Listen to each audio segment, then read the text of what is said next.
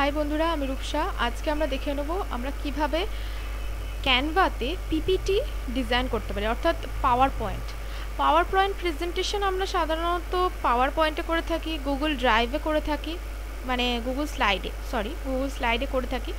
তো আমরা কিন্তু চাইলে পাওয়ার পয়েন্ট প্রেজেন্টেশন ক্যানভার মাধ্যমেও বানাতে পারি। তো ক্যানভাতে এরকম অপশন আছে যে আমরা প্রেজেন্টেশন ডিজাইন করতে পারবো, স্লাইড প্রেজেন্টেশন ডিজাইন। তো সেটা কিভাবে করব সেটা দেখে নিই আজকে। তো আজকে আমি এখানে ক্যানভাটা ফার্স্টে ওপেন করে নিয়েছি। এখানে যদি প্রেজেন্টেশন বলে সার্চ করি তাহলে এখানে দিয়ে দেবে আপনাকে প্রেজেন্টেশনের যে সাইজ হয়, অর্থাৎ যেটা স্ট্যান্ডার্ড সাইজ সেটা এখানে দিয়ে দেবে। এছাড়াও অনেক কিছু সাইজ হয়, তো আপনারা চাইলে সেই সাইজেও করতে পারেন। হ্যাঁ, তো এখানে নিশ্চয়ই দেখতে পাচ্ছেন পরস্পর সাইজ দেওয়া আছে। তো আমি এখানে নর্মাল অর্থাৎ স্ট্যান্ডার্ড যে সাইজ হয়, যেটা আমরা নর্মালি পিপিটিতে করে থাকি, সেটাই আমি করব। তো এখান থেকে আমি 1920x1080 পিক্সেলের যে সাইজটা সেটা ক্লিক করছি, এবং এটা ক্লিক করার পর এখানে আমার যে পেজ সেটা চলে আসবে। তো আজকে আমি যেটা দেখাবো সেটা হচ্ছে কিভাবে আমরা যে পিপিটির যে প্রেজেন্টেশনটা সেটা আমরা কিভাবে টেমপ্লেট ইউজ করে করব, সেটা আমি আজকে দেখাবো। তো এখান থেকে টেমপ্লেট ইউজ করে আমরা ফার্স্টে এই যে টেমপ্লেটটা আছে, এই টেমপ্লেটটা যে প্রেজেন্টেশনটা আছে, এই প্রেজেন্টেশনের ওপর এডিট করে আমরা নিজেদের টেক্সট বসিয়ে, নিজেদের পিকচার বসিয়ে, নিজেদের কালার দিয়ে আমরা জিনিসটাকে করতে পারি। তো আমরা অ্যাপ্লাই অল 15 পেজেস করব ফার্স্টে। ওকে, তো এটা করার সাথে সাথে কী হবে, এখানে প্রত্যেকটা পেজেতে এই যে প্রেজেন্টেশনটা অ্যাপ্লাই হয়ে যাবে। তো ফার্স্টেই আমাদের যেটা করতে হবে সেটা হচ্ছে কালার চেঞ্জ, ফন্ট চেঞ্জ, যেটা আমরা এখান থেকে করতে পারি। অর্থাৎ এখানে যখন মোর অপশান আছে, এই মোর অপশান থেকে যদি স্টাইলসে যাই, তো স্টাইলসে গিয়ে আমি এখান থেকে পেয়ে যাব অল আছে ফার্স্টে, অর্থাৎ আপনারা একসাথে ফন্ট স্টাইল কালার চেঞ্জ করতে পারবেন। এছাড়া শুধু কালার আর শুধু ফন্টস আছে, তো আমার মনে হয় শুধু কালার আর শুধু ফন্টস নেওয়াটা বেটার। তো এছাড়া যদি আমি অল নিই, অলও নিতে পারি, সেটা কোনো প্রবলেম নেই। যদি আমি এখান থেকে সাপোজ বলছি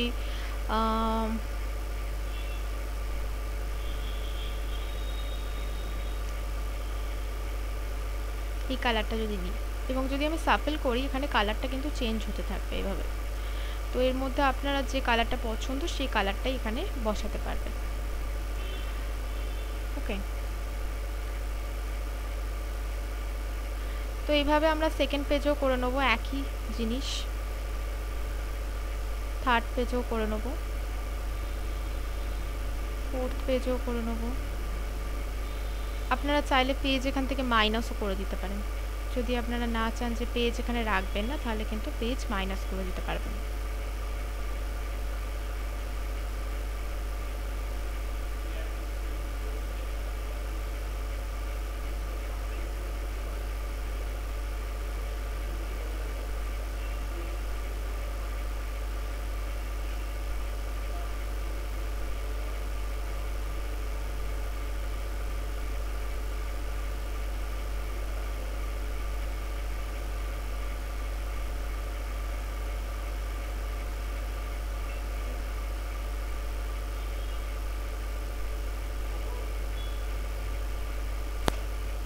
ওকে, তো এই পেজগুলো দেখুন যেরকম দেখতে ছিল তার থেকে পুরো ডিফারেন্ট রকমের দেখতে হয়ে গেছে, কেননা আমি পুরোপুরি জিনিসগুলো চেঞ্জ করে দিয়েছি। তো এরপরে আমরা যদি চাই এখান থেকে কন্টেন্ট চেঞ্জ করতে পারি, ডামি টেক্সট বসিয়ে, আমরা লরেম ইপসাম টেক্সট বসিয়ে আমরা কন্টেন্ট সমস্ত চেঞ্জ করে দিতে পারি। আমরা চাইলে লোগো চেঞ্জ করতে পারি, আমরা চাইলে পিকচারও চেঞ্জ করে দিতে পারি। তো যেহেতু আমি এখানে খুব শর্টে দেখাচ্ছি জাস্ট আপনাদের বোঝার জন্য, তাই আমি এখানে শুধুমাত্র পিকচারগুলো চেঞ্জ করে আমি দেখাচ্ছি। কন্টেন্ট চেঞ্জ এখন আপাতত করছি না। অবশ্যই কিন্তু আপনাদের যেরকম কন্টেন্ট, আপনাদের যেরকম লোগো, সেই অনুযায়ী আপনারা কন্টেন্ট চেঞ্জ করে নেবেন।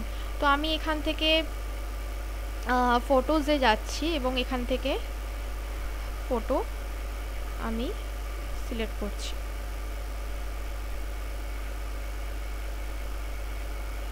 তো এখানে দেখুন অনেকগুলো পিকচার আছে, তো আমরা চাইলে এভাবে একটা একটা করে পিকচার, তো এই পিকচারটা এখানে ভালো লাগছে না,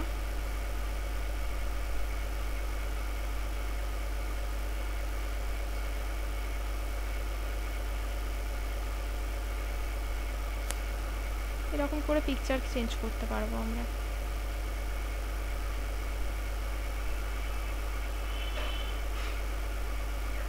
ওকে, বাকিগুলো আমি চেঞ্জ করছি না। এরকম পিকচার আপনারা কিন্তু চেঞ্জ করতে পারেন।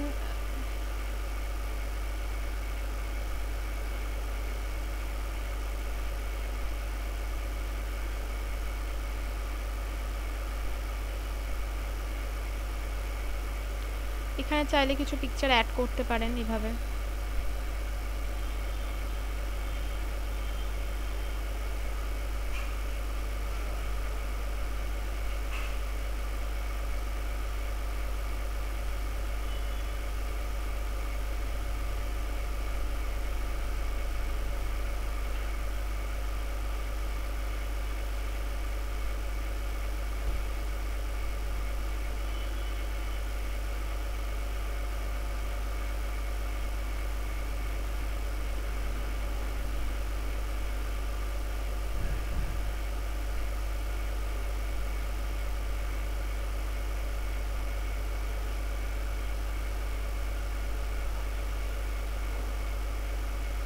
ওকে, নেক্সট এখানে যে ইনফোগ্রাফিক্স টাইপস করা আছে এগুলো আপনারা চাইলে চেঞ্জ করতে পারবেন। কিভাবে চেঞ্জ করতে পারবেন, এগুলোর জন্য এডিট করতে পারবেন।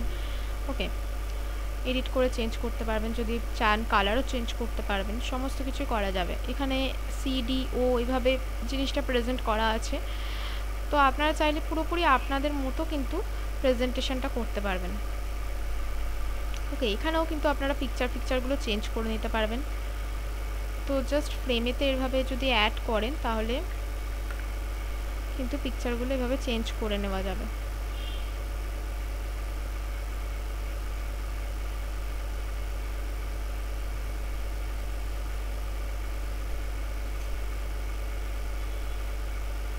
ওকে,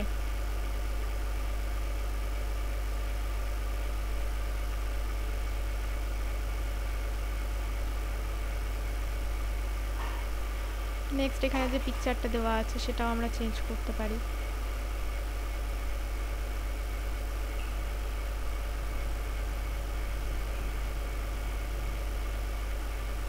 এখানের পিকচারগুলো চেঞ্জ করে নিতে পারি আমরা।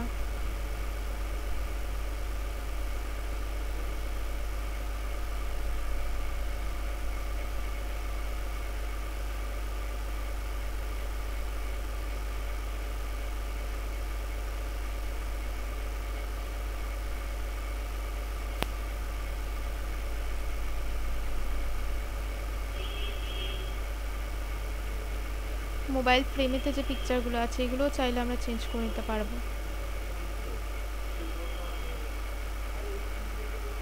দেখুন এইভাবে আমরা চেঞ্জ করে নিতে পারবো, বাকিগুলো ঠিক সেম এইরকমভাবেই করতে পারবো।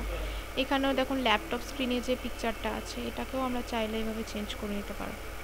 ওকে, এখানে একটা পিকচার আছে, এটাকেও চাইলে আমরা চেঞ্জ করতে পারি।